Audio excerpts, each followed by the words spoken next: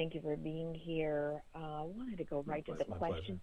What can you tell us about the early summer surge in RSV cases, which, of course, as we know, are occurring outside of this typical season for the disease? Yeah, no question. So RSV is a common seasonal winter virus that really shows up during cold and flu season. This year, for a number of reasons, I think we're starting to see RSV a lot earlier. And so that surge is real and it's national. What did the CDC recommend because of this unusual spike in cases, and what does it mean for the season ahead? Sure, great question. So in late March, the CDC noticed an uptick in the number of RSV cases nationwide.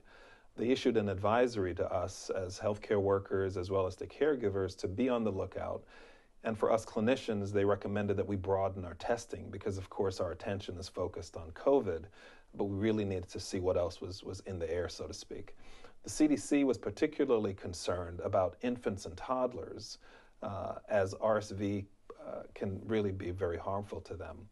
Nationally, we're seeing really less than 1% nationally of RSV in the summer months, but in early June we were at 3%, and this time of year now in mid-August we're seeing almost 15% positivity nationwide. And so because typically what happens is last year's RSV creates background immunity for this season, because of the public health measures around COVID, we pretty much eliminated RSV last year. This year, however, we've liberalized some things, and so we're seeing lots of RSV, and it's out of season. Can you explain exactly what RSV is and why it should be on parents' radars? Sure, absolutely. So RSV is a very common, highly contagious virus where pretty much all infants by the age of 2 have contracted it. And so while every child can contract RSV, premature infants in particular are at risk for severe disease, meaning they can be hospitalized or frankly even worse. And the reason they're at risk is because their lungs are immature because they're born early, and their immune systems are immature because they're born early and they don't receive the infection-fighting antibody that they usually get from moms. About 10% of all babies born nationally are preterm, and so our focus has been on educating new parents of preemies to be aware of RSV. And so I'm really proud as a pediatrician to partner with SOBI to raise awareness about RSV.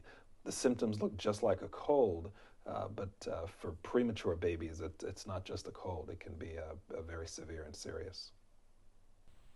So you say the symptoms are like a cold. Are there other symptoms that parents should be looking for? Sure. So it can start out like a cold, sneezing and coughing, but it just won't go away.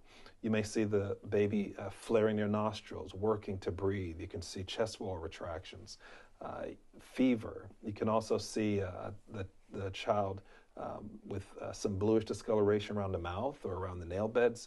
If you start to see those symptoms, those persistent symptoms, you want to call your healthcare provider right away and get medical attention. The key, though, is really prevention. And I think prevention is critical in this because we have no real treatment for RSV. And so, again, we try to prevent the preventable in pediatrics. And so prevention is absolutely critical when it comes to RSV. So to that end, what kind of prevention or protection should parents know about to really have their children be protected from RSV? Yeah, that's a great question. I think this is a great opportunity to actively partner with the child's provider, the child's healthcare provider, to find out if your child is uniquely vulnerable. We mentioned preterm babies. Babies with certain lung diseases, certain heart diseases are definitely at high risk for severe RSV. And discuss with your healthcare provider what are those options for preventing RSV. What you can do right now is to continue to wash your hands just like we're all doing. Make sure that the toys are cleaned on a regular basis. Remember that if you sneeze, you want to sneeze into a tissue, not into your elbow like we used to tell you. The virus will live on your clothes, and so you want to make sure you don't rest your baby into your elbow that you just sneezed in. If you have a sick child, if you can put them in a separate room while they're ill, that'll be great. You want to turn over their linen as often as you can as well, because again, the virus will live in the linen and can infect other people in the home. So in addition to finding out if your child is at risk, I think getting education about it is really important. So I would direct your audience to rsvprotection.com.